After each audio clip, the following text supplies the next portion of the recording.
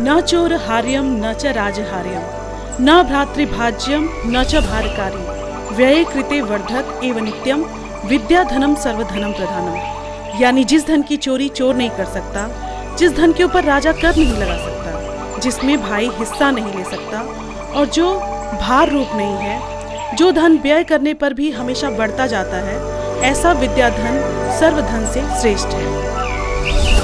नमस्कार, मैं हूं मधुलिका और आप देख रहे हैं नवसृजन का ये channel a group of social work. एक नई शुरुआत फिर से होने जा रही है काफ़ी दिनों के बाद, जो कि आप सभी जानते हैं कोरोना में स्कूल ही बंद हो गए थे। तो इस तरह हमने जो शुरुआत की थी झुग्गी झोपड़ी के बच्चों को पढ़ाने के लिए, शिक्षा के लिए पहल की थी, वो बीच में बाधित हो गया था। तो इस दरमियान हमने अपने स्कूल को फिर से थोड़ा अपने तरीके से सही कराया। आप देख सकते हैं कि हमारे इतने दिनों से पढ़ नहीं पा रहे थे, तो आज हम देखेंगे कि वो कितना भूले हैं और कितना उन्हें देश में देता है सब कुछ, देश में देता है सब कुछ, हम भी तो कुछ देना सीखे, हम भी तो कुछ देना सीखे। सूरज हमें रोशनी देता, सूरज हमें रोशनी देता, हवा नया जीवन देती है। इस भाग दौड़ की ज़िंदगी में और इतनी व्यस्त लाइफ के बावजूद यहाँ बहुत सारे लोग हैं, हमारे कलीग्स हैं, जो अपना महत्वपूर्ण समय देते हैं और इन बच्चों के साथ अपना समय भी बिताते हैं। इनमें से हमारे एक अंकल जी हैं जो काफ़ी दूर से आए हैं। इस उम्र में भी आप देख सकते हैं इनके अंदर इतना डेडिकेशन है कि ये अपने समय को यूटिलाइज कर रहे हैं किस तरह। सर, अपना परिचय एक बार हमारे दर्शकों को दे दें। हाँ, मुझे एसपी तिवारी कहते हैं जी। और मैं पंजाब नेशनल बैंक से मुख्य प्रबंधक के पद से सेवानिवृत्त हूँ। यहीं निकट में आशियाना कॉलोनी सेक्टर एम में रहता हूँ जी। और इस संस्था से भी जुड़ा हूँ, अनेक साहित्यिक संस्थाओं से भी जुड़ा हूँ।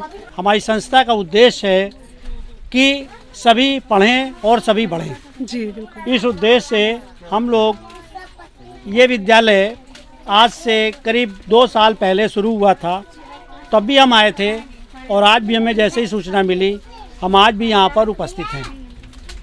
हम ये चाहते हैं कि इस विद्यालय में अधिक से अधिक बच्चे जुड़ें। जो यहाँ की अध्यापिकाएँ हैं वो इन बच्चों को अनौपचारिक शिक्षा के माध्यम से अच्छी शिक्षा दें। इन बच्चों के लिए जो भी आवश्यकताएं होंगी, चाहे वो कॉपी के रूप में, किताब के रूप में, स्टेशनरी के रूप में है, तो हमारी संस्था बड़ा हर्ष अनुभव करेगी यदि हम इन बच्चों की इस प्रकार से मदद कर पाएँ। तो बस हमारा उद्देश्य यही है और हम इस विद्यालय से सतत जुड़े रहेंगे और इसके अच्छे से अच्छे तरीके से कार्य करने के बारे में हम प्रयासरत रहेंगे। धन्यवाद। तो आप जान सकते हैं, देख सकते हैं कि हम मानसिक तौर पे भी बड़े स्ट्रांग महसूस करते हैं जब आप कुछ अच्छा करते हैं, दूसरों के लिए करते हैं, तो आप कहीं ना कहीं अपनी ज़िंदगी में संतुष्ट होते हैं। तो उम्मीद है कि आप भी इससे कुछ सीख लेंगे और आप जहां रहते हैं वहां जिस तरह का सहयोग बन पड़े आपसे, आप ज़रूर करें। कि माता पिता का आदर करना सीखें, अपने माता पिता की आज्ञा माने। 9, 10, 11, 12, 13। ये आपकी मुलाकात कराते हैं यहाँ की अध्यापिकाओं से। मैम, आपका नाम क्या है? मेरा नाम आशा है और कितने साल से हैं आप यहाँ? मैं यहाँ पे 8 सालों से हूँ मैम। जी। तो ये कोरोना में तो ये विद्यालय बंद हो गया था? जी मैम, बंद हो गया था। सन 2011 से ये विद्यालय स्टार्ट हुआ था मैम। जी। तो ये गरीब झुग्गी झोपड़ी मजदूरों के बच्चे हैं। एमपी, सिंगरौली, मध्य छत्तीसगढ़, बिलासपुर, ऐसे जगह से ये बच्चे हैं। तो हमारा उद्देश्य है कि इनके माँ बाप मजदूर अनपढ़ हैं, तो हम चाहते हैं कि ये बच्चे उनकी तरह ना बने और ऐसे बने कि कम से कम ये अपना हस्ताक्षर कर सके, साइन कर सके, अंगूठा छाप ना रहें। तो हम इसीलिए इन बच्चों को हम 8 साल से इनके लिए जुटे हुए हैं और कोशिश यही है कि हम अपने बच्चों की तरह इनको भी बना सकें। हम इनको इंग्लिश अल्फ़ाबेट और काउंटिंग, गिनती, पहाड़े और ABCD छोटा बड़ा सभी पढ़ाते हैं मैम। अच्छा, जब ये नए नए आते हैं तब तो इनकी कंडीशन बहुत ख़राब रहती है, बहुत ख़राब होती है मैम। बैठने की हालत में नहीं रहते हैं, नहीं तो होते कितना मुश्किल होता है इन लोग को फिर से एक तहजीब देना। जी मैम, तो हम यहाँ आते ही सबसे पहले इनके माँ बाप से बोलते हैं कि देखो भाई, आप अपने अपने बच्चों को तैयार करो, नहलाओ धुलाओ और इनको कंघी करो और साफ़ सुथरा करके हमारे स्कूल भेजो, मैं इनको पढ़ाऊँगी और आप लोग काम करने जाओ।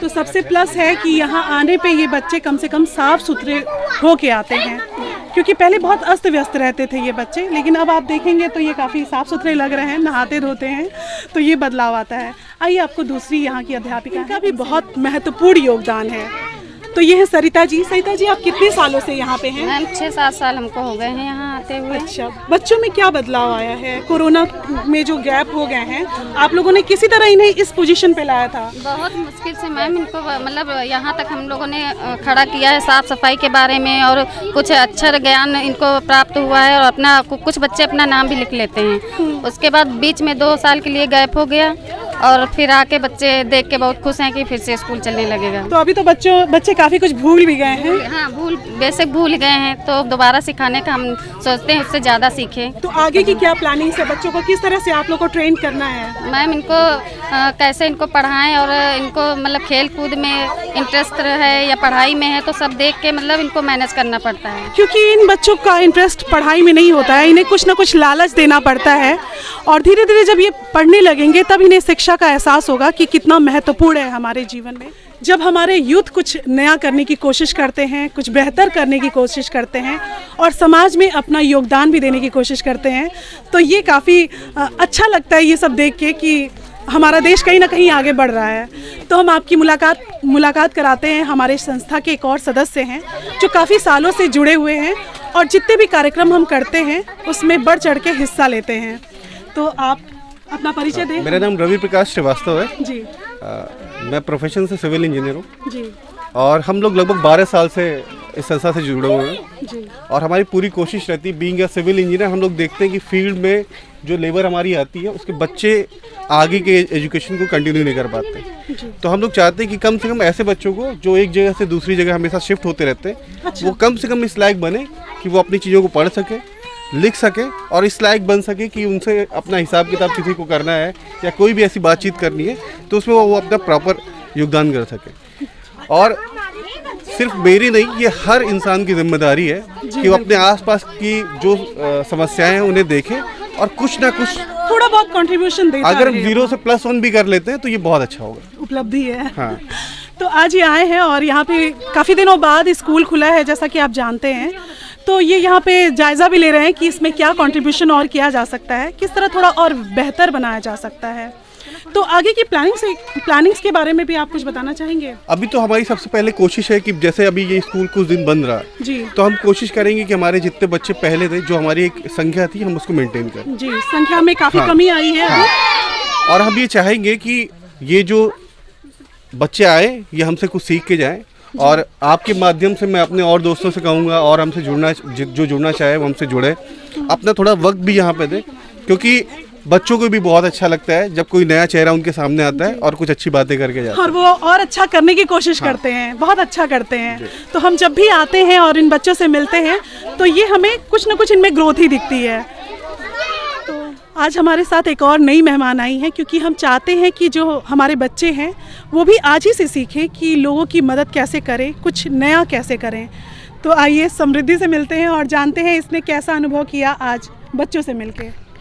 जी, आज का अनुभव मेरा काफ़ी अच्छा था और मुझे ऐसा लगता है कि ये जो आप लोग एक नई शुरुआत कर रहे हैं ये आगे चल के समाज में एक बहुत बड़ा बदलाव लाएगी। और आजकल के छात्रों को, इस यूथ को ये समझाना बहुत ज़रूरी हो गया है कि सिर्फ अपने ही आराम के बारे में नहीं सोचना है, अपने इलेक्ट्रॉनिक गैजेट से बाहर आके थोड़ा सोशल वर्क, फील्ड वर्क करके हमें देखना चाहिए कि इस विश्व में और क्या चल रहा है। वरना अगली जनरेशन आने वाली ये नहीं समझ पाएगी कि इस दुनिया का क्या महत्व है और इसके रहने वाले लोग कैसे रह रहे हैं। तो तुम जब अपने स्कूल में जाओगी तो बाकी बच्चों से बताओगी, यहाँ की जो तुम्हारी एक्सपीरियंस साझा करोगी?